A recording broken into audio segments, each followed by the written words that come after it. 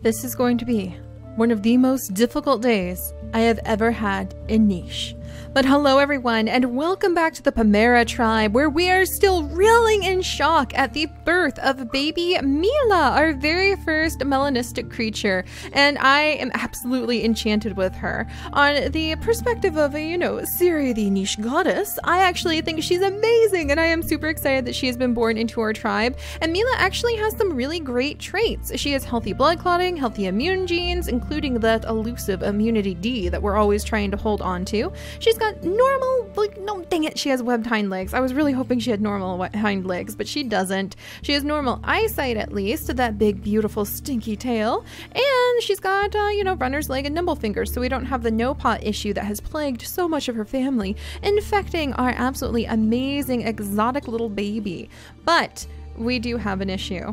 The birth of baby Mila has sent the Garden Clan into an absolute frenzy. You have to admit, with all of that pressure that they just had on them to produce some healthy babies that could go forward and help out the Pamera tribe, giving birth to a completely black as like a black hole, the abyss night sky baby is not going to be taken as a very good sign. Mila is going to be well loved and well taken care of, don't worry, but I have to say that her family, her parents, especially Daffodil, who gave birth to her, probably realistically would be reeling in shock right now and quite panicked because they were really under pressure by the High Prince to produce some healthy babies. In fact, we had the fleeing froggy frog legs of this little group over here trying to escape into the northern wilderness so that they would get away from the High Prince. They wouldn't be affected by the politics of the tribe anymore. They could just try to completely remove themselves from the influence of the tribe, but still be snuck some food from the tribe's main store so that they would survive. But I think the birth of baby Mila is going to change all of that. So here's how it's going to go, guys. The birth of baby Mila definitely would probably send a chain reaction down across the tribe. Everybody is going to be hearing about this. Everybody is going to be hearing about the mysterious all-black baby that has been born, and I think that is going to get the attention of High Prince Cuckoo. So Cuckoo is going to, well, let's get a couple of his wives pregnant really quickly first. Cuckoo is going to be dashing over to see what all the fuss is about. Lily is going to be quite concerned because the Garden Clan is her home tribe, and I bet she's going to be a little bit agitated about what's happening over there, but she's got a lot of royal duties. She's got her two beautiful babies, her little girls, Inari and Miko, who unfortunately is sickly, to take care of, and I think that Lily would be very distracted watching after her little baby Miko, the little princess who's quite sick and has unfortunately inherited that genetic double up immunity issue that the royal family often has. So Lily isn't going to be able to go and see what's happening with these rumors of terror and frantic fear going on in her clan. She's going to be stuck at the royal nursery, and she'll probably be watched over by Kukuko. So Kukuko has been learning under his father all the things that he might need to know one day to really help with the ruling side of things, really help with managing the tribe, really help with managing how much of the food we have, how many nesting material pieces we have, how the nests are doing in the other clans.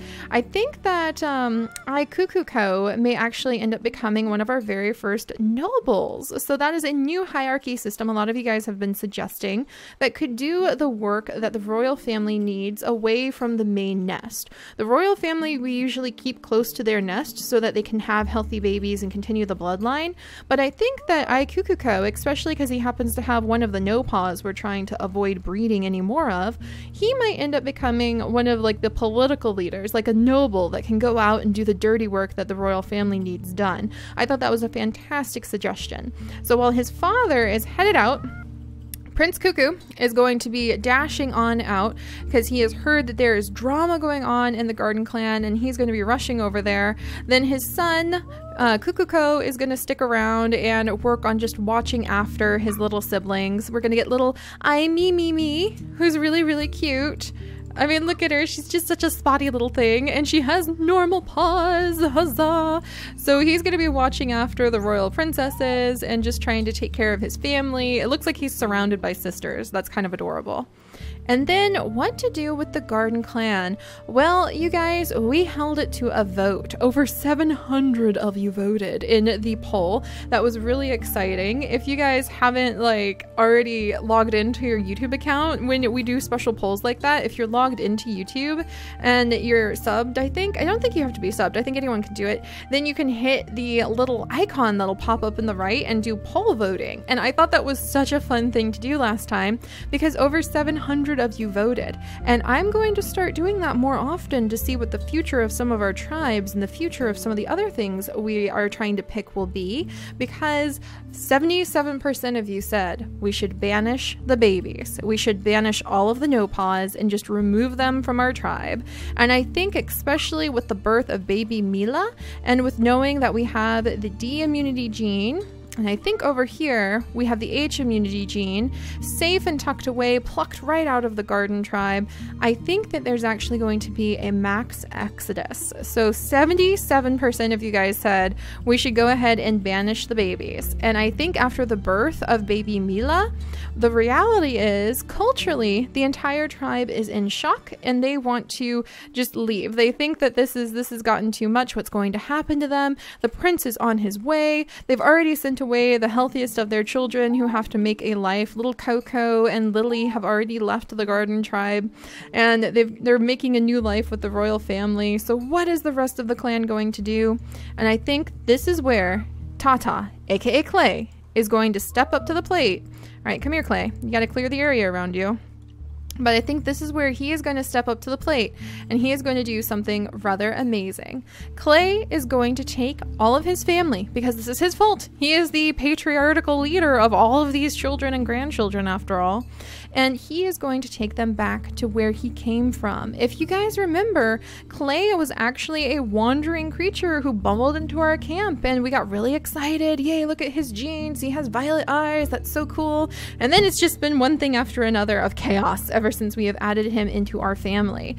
And instead of imagining that we're just taking the little babies like Milako, who can only body slam the rabbits and can't really do anything else, and like chucking her off a cliff, or forcing her to do something dangerous like just be fodder for chasing down predators, or forcing her to pick from cactuses if she even had one ability to collect anything, which she doesn't, we're going to be far more merciful and we're going to say there's going to be a max exodus of pretty much the entire remnants of the garden clan, and Clay is going to be leading it by guiding the family elsewhere. And we may eventually see them running around as like spare animals, so there's a good chance even after we banish them they're all going to be around for a long time, and maybe we can fold some of the creatures back into the tribe that way. But I think it'd be a huge relief to actually just open up our family tree, pretty much just slice it right in half, and finally be able to focus on the genes that we actually are going to need in order to move on to the jungle. By the way, I've been receiving mixed reports about if these teleportation pads will take you to the jungle or the hard island, like which one it is.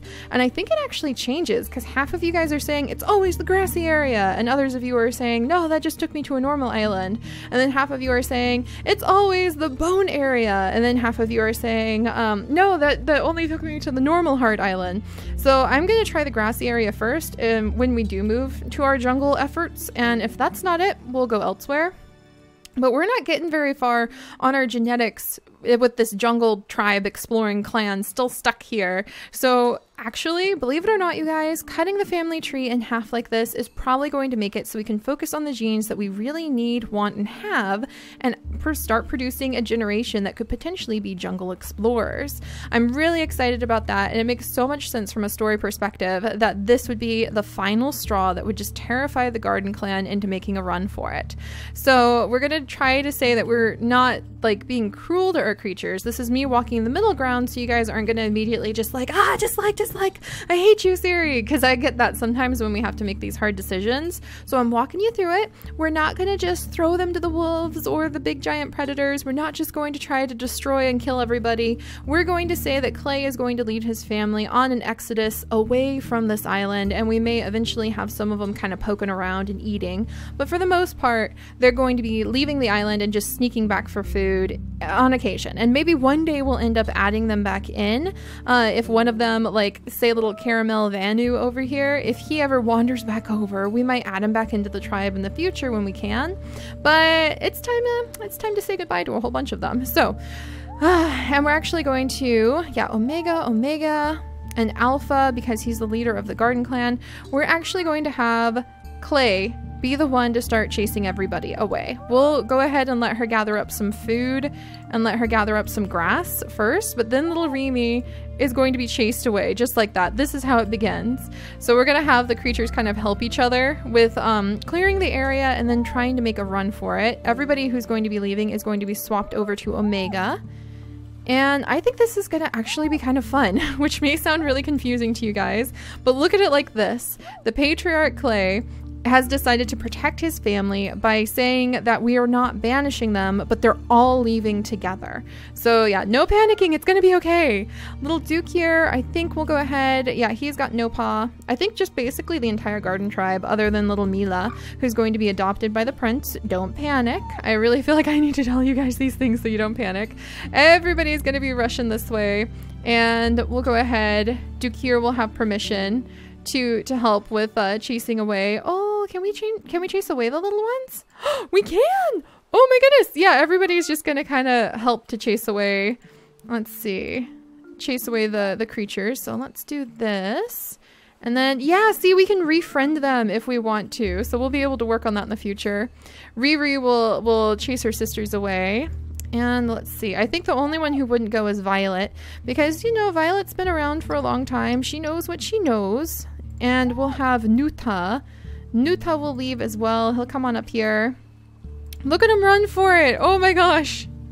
This is so surreal to just start having the family dash away.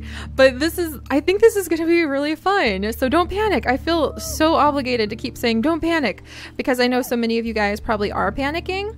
But look, we can watch them walk around and we can say that this is kind of like the rebellion. This is the revolt of having our garden tribe just leave, having our garden tribe just run for it. So let's see.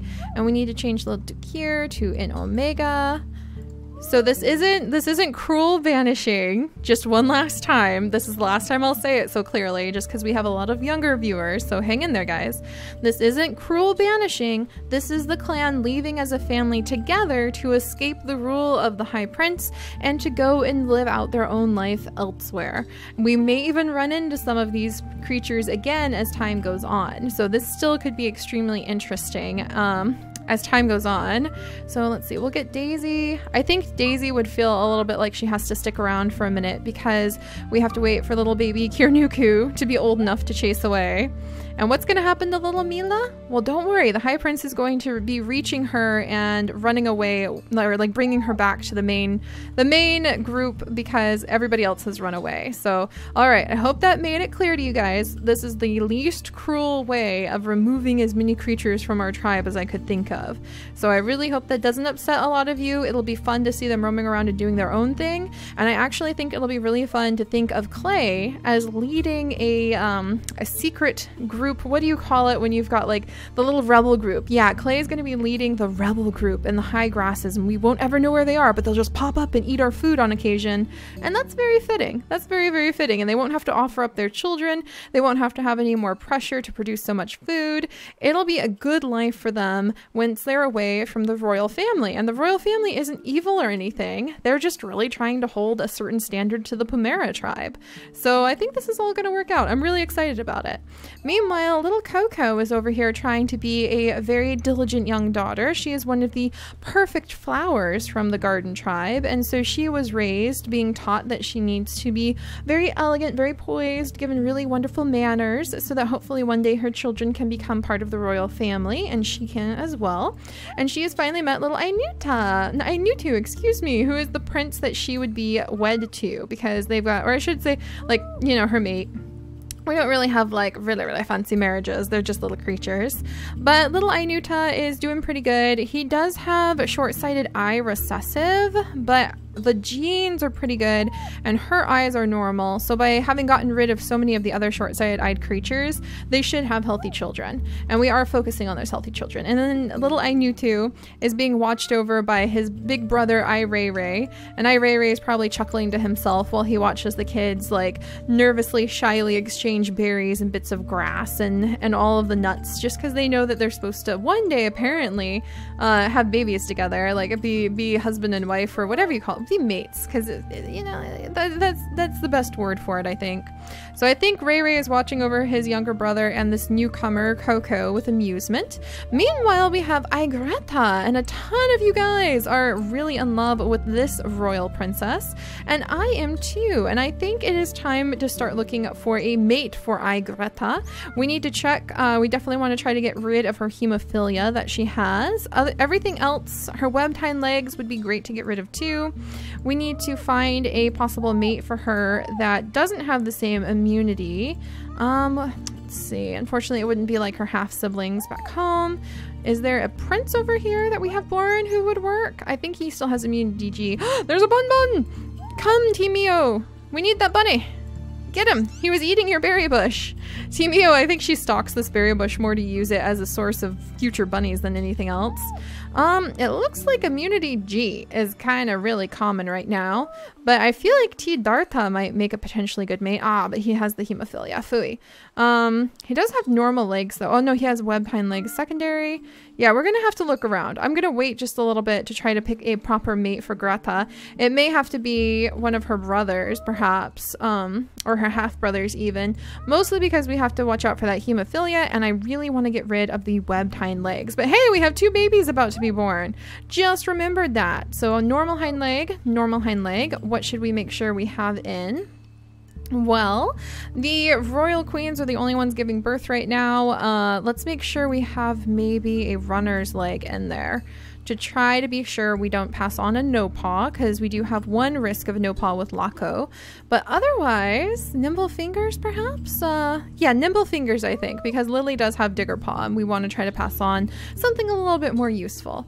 All right, and a lot of you guys have been saying, and we're gonna let T. Anasari just kind of rest where her mother's remains were too, so she'll get comfortable down there.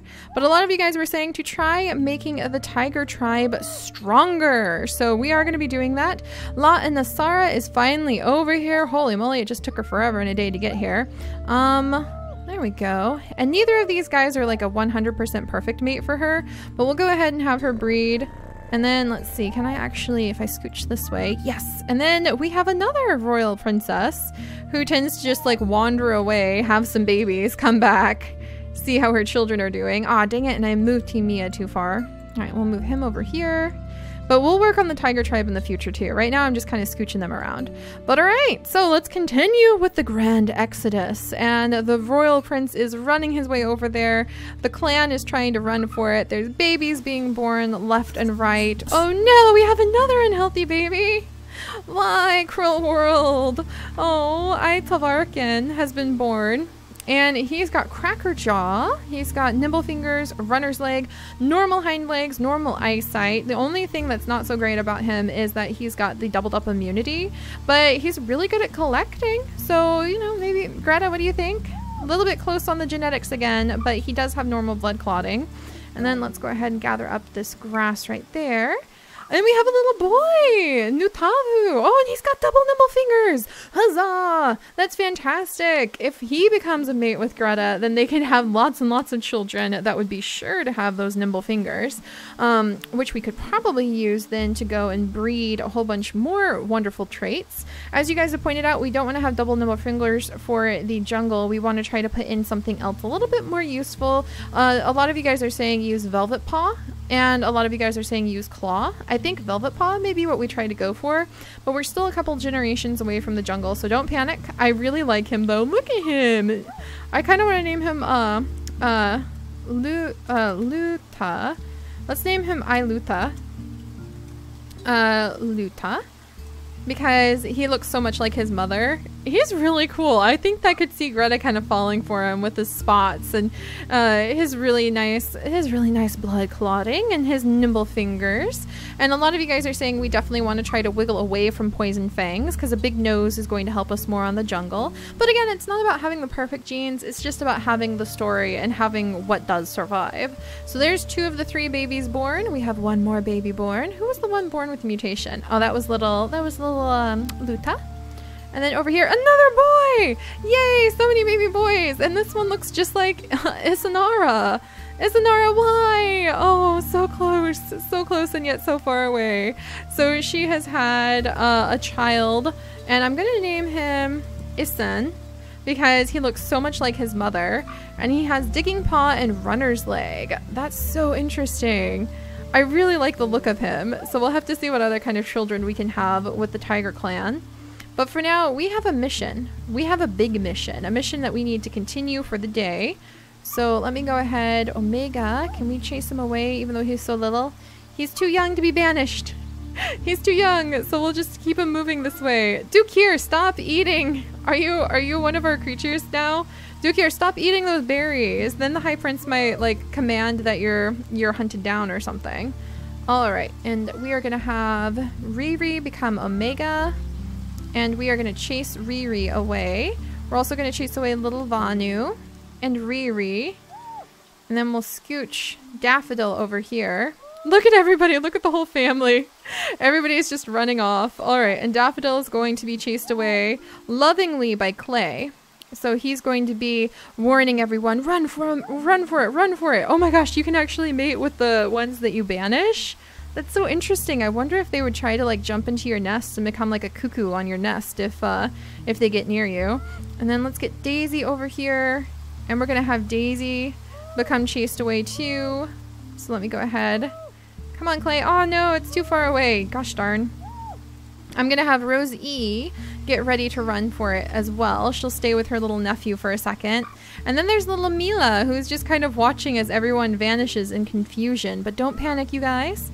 Look at that. The whole family is really running for it. And they'll be wandering around, so we'll actually be able to get to see them still. That's really cool. All right. And remember, guys, they're going to a happy home. They're all skedaddling so that they can live out their lives as a rogue clan, a little rebel group. That'll work out really well. We'll leave little Rosie there so that she can take care of her little one. She can take care of her nephew. And then I think this is when Prince Cuckoo would make his grand entrance. What's going on here? Well, everybody is skedaddling and getting away from him. So they're all running for it. Good, good, good. Let's see if we can get the last of the group chased away today. Oh, and look at that. Coco has just come of age. What the heck? Didn't realize that was going to happen so fast. And I think that she and Nutu would probably be laughing because Nutu is suddenly like, what happened? There's all this grass everywhere. So we'll have him go ahead and harvest that. And then gather up some berries from the bush. I think she would gather up this nut. And I'm gonna go ahead and let her collect up just a few more nuts, and then we'll breed her next time. Because now that we're starting to chase away so many creatures, we can actually start focusing on the genes we really want. Isn't that wonderful, Greta? So Greta, gonna have to look into who we're gonna have as her mate. I actually think G and B immunity. Maybe a little Isan over here. Maybe. What kind of legs does he have? Normal hind legs. That may do it. I think little Isan may actually become Greta's mate. And we'll just have to see what kind of baby she gets to have with him before he is no longer with us. Because he unfortunately does have the issue of the doubled up immunity genes. Meanwhile, little Ayanari is going to come down here and collect up some of the awesome clams. The little princesses are just quietly playing in their home. They have no idea that like more dramatic things are going down elsewhere. Little Aimimi, let me give her, there we go. Little Aimimi is coming over and just playing in the nursery as well. Lako can step over and gather up some food. Her son Iluta may definitely go on to become one of Greta's possible mates. Little Luta, there's a risk that they'll double up on B immunity, but we'll have to see. Because I think having just a whole bunch of entirely nimble-fingered creatures that we can try working with normal hind legs and possibly a stinky tail. We'll try to get that stinky tail in there too. Will help us when we're trying to get to the jungle area. So we'll figure it out. The family is getting a little bit closer together than I intended, but at least the immunity genes are doing pretty well. And I'm really grateful that we've kind of slimmed down to just this group to start working with for the next little while, because it's going to help us out a lot when it comes to trying to get our genetics more on par for what we're going for the jungle area. All right, we've got some grass that grew up under us. Team Neo is just having a good time, kind of taking care of herself. She's pretty healthy, so I should probably think about breeding her at some point. And then La Isanara here. Is there anything for her to dig up? Nope, not over here. But she's got a couple handsome males who are kind of fighting over whether or not they can get her attention. So we'll have to see. Maybe we'll have her breed with more of the males over here, and maybe she won't have another unhealthy doubled up immunity child. Let's see. We might try breeding with Kirnu and seeing what kind of baby she'd have with Kirnu. So we'll try that out, and then we'll spend some time sorting out the tiger tribe genetics sooner than later. It might be nice to have just a couple really huge, tough defensive creatures and offensive creatures that we can take with us to the jungle. Everybody says that doesn't work, but it'd be fun to just have one or two just to see if we're able to fight off the apes and everything else at all. So there's that. All right, guys, almost done. Oh, Clay passed away before he could finish helping his family flee. Oh, that's so sad in a way. Oh my goodness. All right, let's get out of here. Come on, Kirnuku.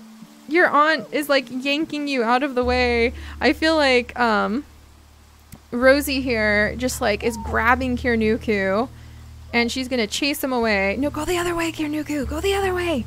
She's gonna chase him away, and I think that Cuckoo Prince Cuckoo! What? What? The High Prince is about to pass away? What? Just at the last moment he finds this little one, and I think he's fascinated by her. He's got the big old like black horns. She's got an entirely black body. Where are her legs? It's really hard to see her legs. I think their legs are missing right now. Her webbed hind legs? Like her feet are missing, at least in the nest. But I think that he would be amazed at like the situation that has happened, amazed to see this creature, and tell her that she's something special, while the rest of her family just ran away like from each other and from her. All right, we're gonna move you over here. You can use up your moves clearing away grass, and then we'll have you banish her. And then Nuta, I was gonna have Clay be the last one, so his last act was helping his descendants and his children and grandchildren run so they could escape the tyranny of life here. And then here's Auntie Violet, who's ready to move to the Peace Garden herself, but will never make it. I think that that's why she stayed. She knew she was too old to be able to make it. But Prince Cuckoo, I'm so sad. I didn't realize. I'm gonna name her Aimila, and I mean, she's not directly descended, so actually, I mean, there's only one that looks like her. So I think that the High Prince is going to bring little Mila back with him, and we'll have to see how far they can make it together, and he'll pick some berries. He's going to pass away right here, but having told little Mila that she can continue moving on to the main area. Oh, I can't believe the High Prince is going to pass away. That's so sad. And meanwhile, his wives are just like quietly repairing the nest. They don't even know. I mean, I think Kukuko is about to find himself inheriting his father's position for the administrative qualities of how to take care of their tribe. This is going to be a huge surprise, a huge blow for the royal family. Because Cuckoo has tried really hard. I mean, the garden tribe kind of more or less did this to themselves with running off like this. But he's tried really hard to be a good prince. I mean, we're at over 300 food. We've got some semi-healthy children for once. We have a new fresh start on being able to work on good genetics. But wow, what a twist in the tale. Oh, Cuckoo, you don't even get to pass away in the Peace Garden. And you deserve that so much if you ask me. You really do. Oh, I'm gonna miss him so much, guys. But alright, we will see what happens in the final days of Prince Cuckoo. And we will sit down and be very strict with sorting out the genetics for our niche tribe next time. So I'll see you guys then. Bye-bye.